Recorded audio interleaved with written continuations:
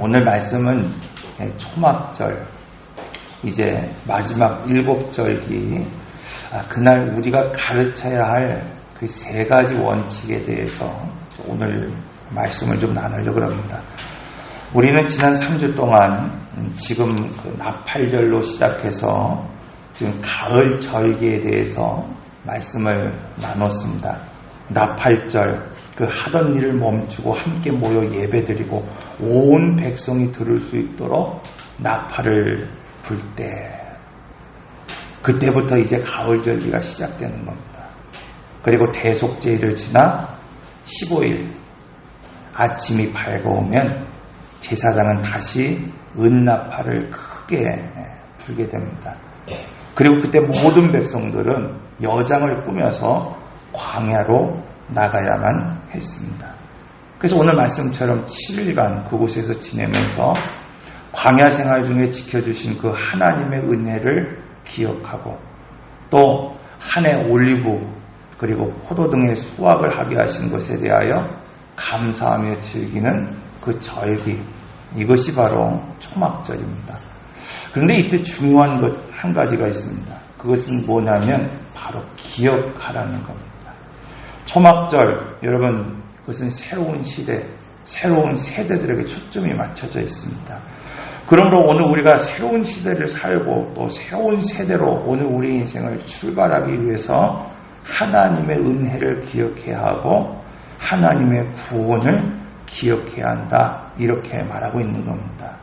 자, 초막절, 여러분, 한 해의 농작물을 추수하고 그 곡식을 창고에 넣어둘 때 그 고단한 일상 속에서 하나님의 은혜와 하나님의 구원을 잊은 채 나의 힘을 의지하고 내가 한 것처럼 여겨질 때, 여러분, 그때 하나님은 오늘 우리에게 나팔을 불며 광야로 나가서 하나님이 어떻게 오늘 우리를 지키셨고 또 어떻게 오늘 우리를 도우셨는지 오늘 우리로 하여금 바라보라고 말씀하고 있습니다. 여러분, 그래서 초막절 은나팔이 불고 은나팔을 들을 때 오늘 우리는 하나님을 기억하고 하나님의 은혜를 기억할 수 있어야 합니다. 그래서 오늘 본문은 첫째로 이 초막절 우리는 바로 자녀들에게 고난을 가르칠 수 있어야 된다, 이렇게 말하고 있습니다. 여러분, 민수기 29장 12절에서 40절의 말씀을 오늘 우리가 읽어보면 오늘 이 말씀과 동일한 초막절에 관한 말씀이 소개되고 있습니다. 그런데 이 초막절을 어떻게 제사를 드려야 되는가, 민수기에서는 구체적으로 이렇게 말하고 있습니다. 초막절 첫날에는 13마리의 송아지를 시작으로 해서 그 7일 동안 매일 한 마리씩 줄이는 거예요.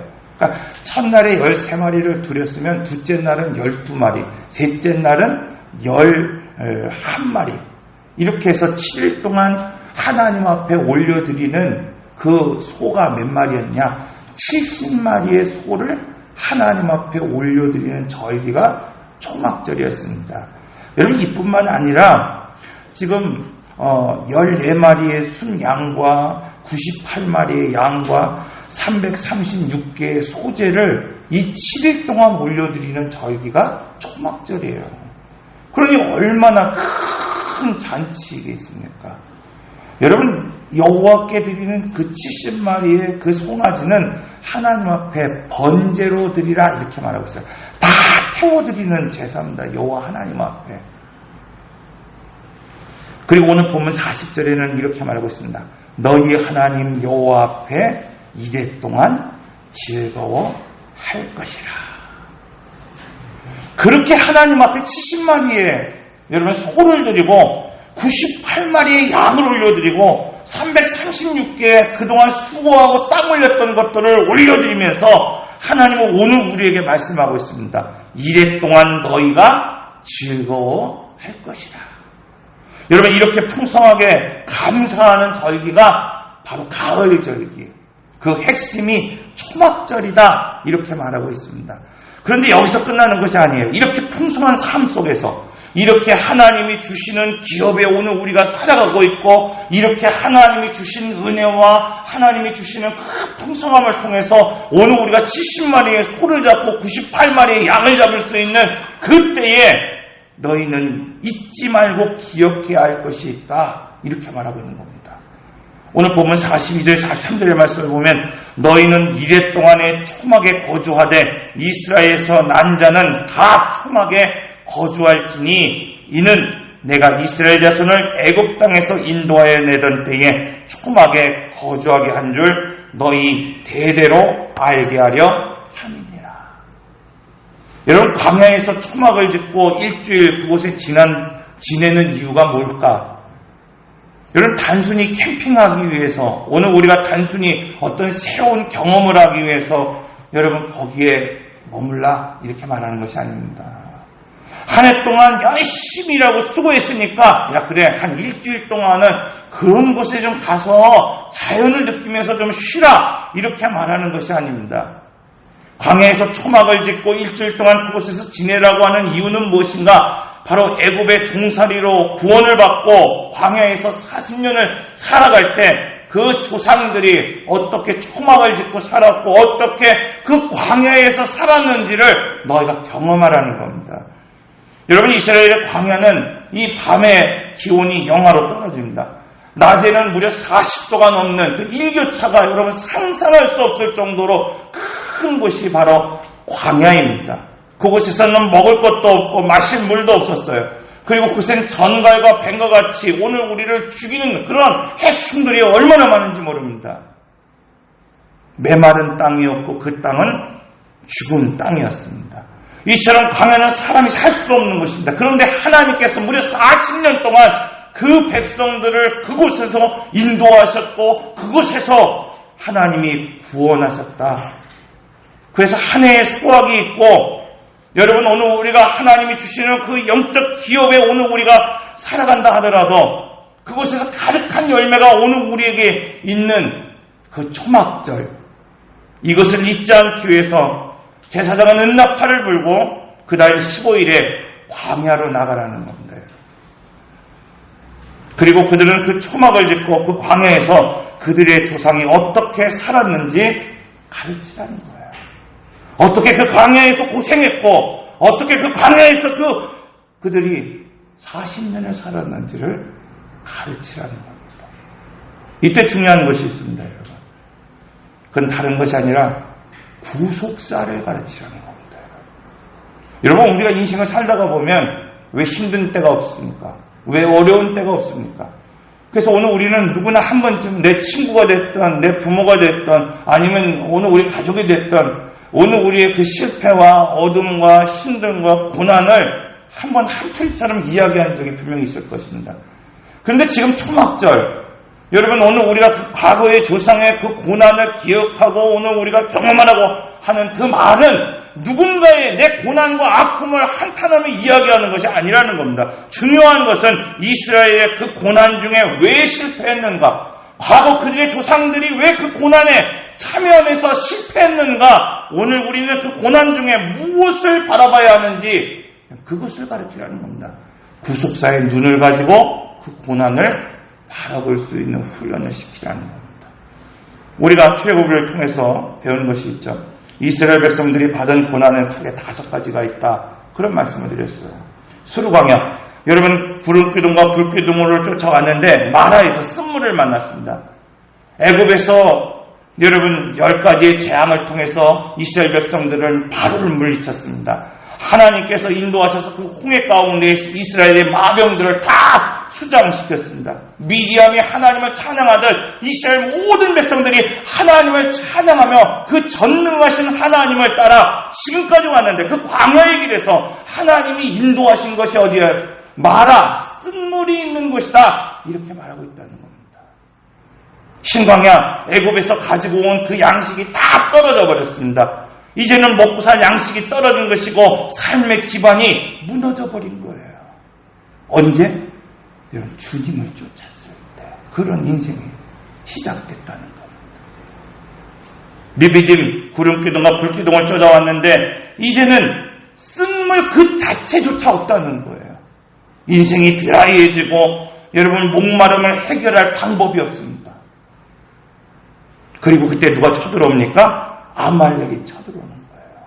내부적으로는 목이 마르고 흔들한데 외부에 오늘 우리를 치는 아말렉이 있었다는 겁니다. 인생의 엎친 데 덮친 격으로 외부의 문제가 생기는 겁니다. 그리고 마지막으로 신의 광야, 모세가 재판하는데 막 온종일 걸림으로 다른 일을 볼 수 없는 그런 리더십의 어려움을 겪는 상황을 겪게 됩니다. 이것이 광야라는 겁니다. 이스라엘 자손들이 다시 광야로 나가는 이유가 뭡니까? 약속의 땅에서 얼마든지 그들이 하나님이 주시는 복을 누리며 지금 이렇게 살아가고 있지만 한 해의 농사를 수확하며 그것을 다 창고에 드리는 수장절, 여러분 그 기쁨이 있는 그런 인생의 즐거움을 살고 있지만은 언제든지 오늘 우리는 광야로 나갈 수밖에 없고 그 광야의 삶을 오늘 우리도 동일하게 겪고 살 수밖에 없기 때문이라는 겁니다. 그래서 오늘 우리 인생의 기대가 무너질 때, 또 인생의 기반이 흔들릴 때, 인생의 목마름과 갈급함이 생기고 사람의 원수를 만나고 오늘 우리 삶에 어떤 리더십의 문제가 생길 때, 여러분 그러면 오늘 우리가 그때 신앙생활을 안 할 거야 이러면 끝이라는 겁니다. 오늘 우리 인생의 기대가 무너지면 그래 나는 그러면 하나님 난 신앙생활 안 할 거야. 내 인생의 목마름이 해결되지 않으면 그래 나는 다른 거 찾으며 살아갈 거야. 여러분 이것은 끝나는 거냐는 거예요. 이것을 가르치지 못하니까 인생의 문제가 생기면 다 무너지는 겁니다. 죄가 뭡니까?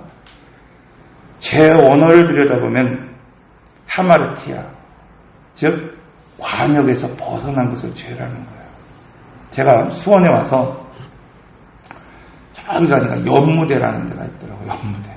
애들을 데리고 가니까 그 관광할 수 있는 기차가 있어요. 그래서 뭐 2,000원인가 이렇게 내면은 이렇게 막 그 열차 같은 그 차가 그 시내를 돌아다니면서 설명을 해줍니다. 근데 어느 날 한번 가보니까 거기 이렇게 궁터가 있더라고요. 활을 탁 쏘는 데가 있어요. 그 뭐 멀리 있는 것도 아니에요. 한 여기서 저 정도 있는 것 같아요. 아직도 이거 한번 땡기면은 그 정도 날아가는 건 일도 아니겠더라고요. 10발인가를 쏘는데요. 한 발도 안 맞아요. 한 발도 안 맞아요. 힘이 얼마나 좋은지 쫙 해갖고 한번 멀리 막 쏴봤어요. 안 맞으니까. 그랬더니 그 아저씨가 나중에 그래요. 그거 자기가 주워와야 된다 그러더라고요. 그래서 제가 막 들고 왔던 적이 있어요. 죄라는 건 바로 이거라는 겁니다. 여러분. 궁수가 활을 쐈을 때 관역에 미치지 못하는 것, 관역을 벗어나는 것, 이것이 죄라는 겁니다. 이걸 다르게 얘기하면 하나님의 창조의 목적에 따라 살아가지 않는 모든 삶이 죄라, 이렇게 오늘 우리에게 말씀하고 있어요. 그래서 오늘 우리는 초막절 그 주신 하나님의 기업 안에서 기쁨의 절기를 보내면서 그 풍성한 삶을 오늘 우리가 누리고 있을 때, 우리에게 고난이 찾아올 때 그 창조의 목적에 벗어나지 아니하고 어떻게 오늘 우리가 극복할 수 있는가, 그것을 오늘 우리 자녀들에게 이야기해 줄 수 있어야 된다는 겁니다. 여러분. 두 번째, 초막절 오늘 우리는 자녀들에게 하나님의 신앙을 가르칠 수 있어야 됩니다.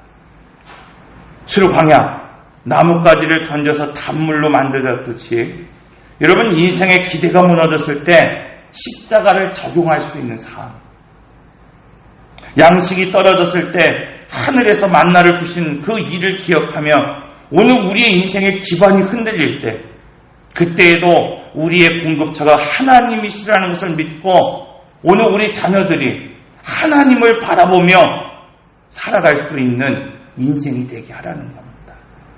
광야에 물이 없을 때 여러분 반석을 쳐서 그 생수를 오늘 우리에게 주셨듯이 인생에 목마름이 있을 때 여러분 무엇을 오늘 우리가 산다고 해서, 여러분 오늘 우리가 어디 돌아다니면서 쇼핑한다고 해서 그 갈급함이 해결되는 것이 아니라 부르짖고 기도할 때 성령을 통해서 오늘 우리의 그 갈급함이 해결될 수 있다는 것을 오늘 우리 자녀들에게 보여야 되고 그것을 가르칠 수 있어야 된다, 이렇게 말하고 있습니다.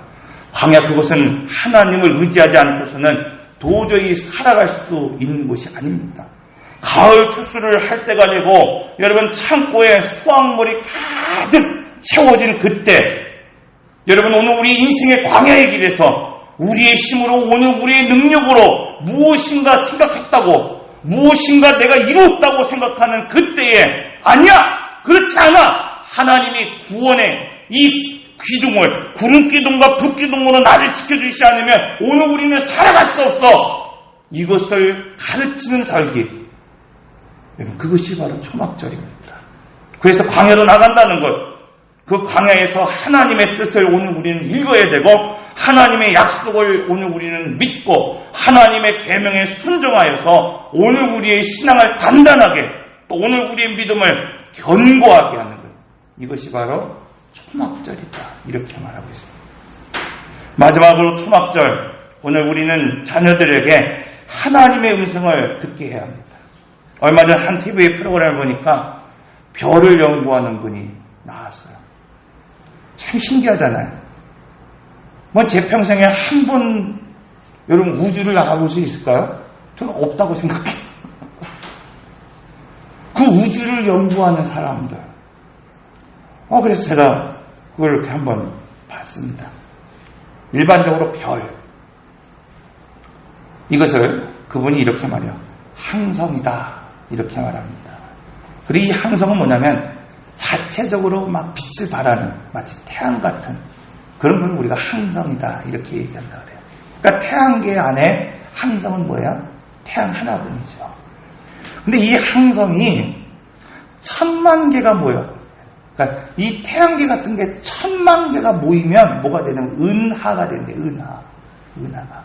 근데 오늘 우리가 뭐 전파 만환경이 됐던 오늘 우리의 눈으로 식별할 수 있는 우리가 인지할 수 있는 은하가 몇 개가 되느냐? 2조 개가 된다는 거예요. 2조 개. 그러니까 우리의 한계 밖에 있는 것은 다 알 수 없는 거고 오늘 우리가 우리의 기술과 능력과 과학으로 오늘 우리가 그것을 바라보고 그 예측할 수 있는 게 몇 개냐면 그 은하가 무려 2조 개가 된다. 이렇게 말하고 있습니다. 그분이 전파과학자예요. 그래서 얼마 전에 뉴스 보면은 블랙홀에 대한 그런 영상을 봤다 그러잖아요. 그 전 지구에 있는 전파 만환경을 다 동원해서 그것을 찍어내는 거다. 그렇게 얘기합니다. 칠레 북부에 아타카마 사막이라고 하는 그곳이 있습니다. 이곳이 그곳이에요. 이게 이제 전파 만환경 그곳에 있는 겁니다. 그분이 이렇게 말해요.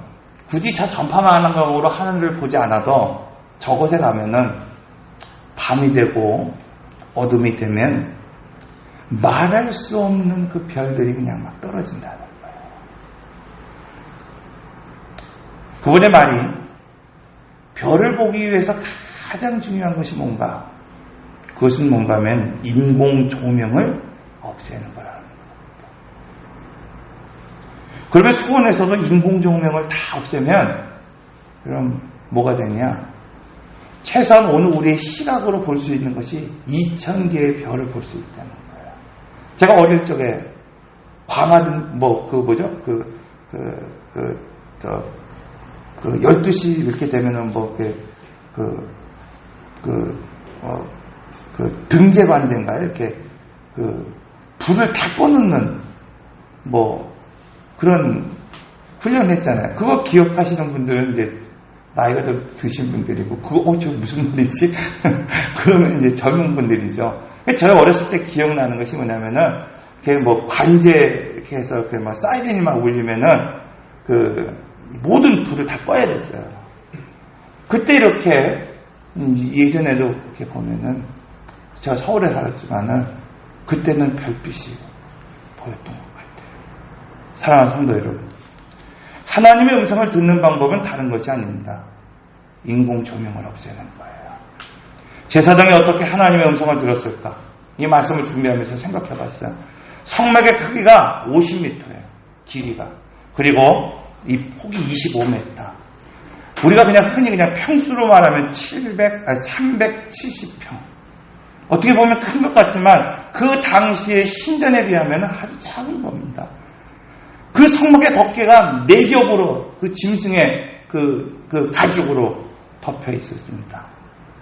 그 안에 있는 성소, 하나님 앞에 직접적으로 분향하고 떡상을 올려드리는 그 성소, 10m에 5m 된 어떻게 보면 작은 골방과 같은 거예요.